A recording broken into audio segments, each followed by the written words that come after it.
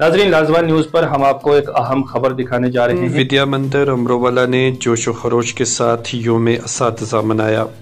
PF commissioner रिजवानुद्दीन ने बतौर मेहमान ख़ुसूसी प्रोग्राम में की शिरकत, असातिज़ा के किरदार को सराहा।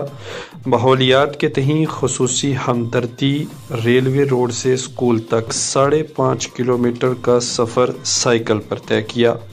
DBN विद्या मंदिर अमरोवाला में अपने तदरीसी बरादरी की अनथिक कोशिशों और लगन को खराज तहसीन पेश करते हुए योम असातिज़ा को जोशो खरोश के साथ मनाया गया। इस मौका पर मेहमान ख़ुसूसी रिजवानुद्दीन रीजनल प्रोविडेंट फंड कमिश्नर थे, जिन्हें स्कूल में मदऊ किया गया था ताकि वो तजस्सुस और जहनों को रोशन करके असातिज़ा में छिपी सलाहियतों को खोल सकें।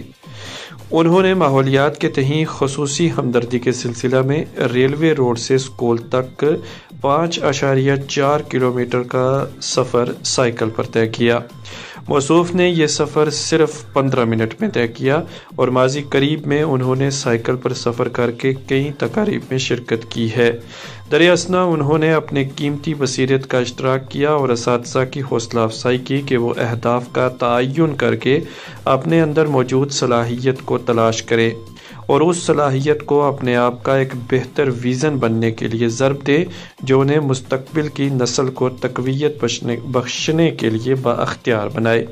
इस मौका पर तीनों स्कूलों DBN विद्या मंदिर मुबारक मंडी, DBN अमरोवाला और SNS विद्या मंदिर के तलबा ने PF कमिश्नर रिजवान को समाअत किया। रिजवानुद्दीन जैसे लोग उन लोगों के लिए मशअले राह है जो खुद को थोड़ी सी तकलीफ देना भी बर्दाश्त नहीं करते हैं।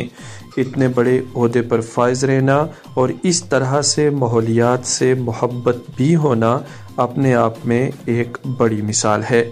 साइकिल सवारी उनका शौक़ है और अक्सर तकारीब में वो साइकिल पर सवार होकर ही जाते हैं। साथ ही साथ वो अपने दफ्तर में भी साइकिल पर सवार होकर पहुंचते हैं। रिजवानुद्दीन जैसे लोग हमें ये सबक दे रहे हैं कि हमें इस माहौल में कुछ नया करना है, बेहतर करना है, जो आने वाली नस्लों के लिए कारगर साबित हो सके।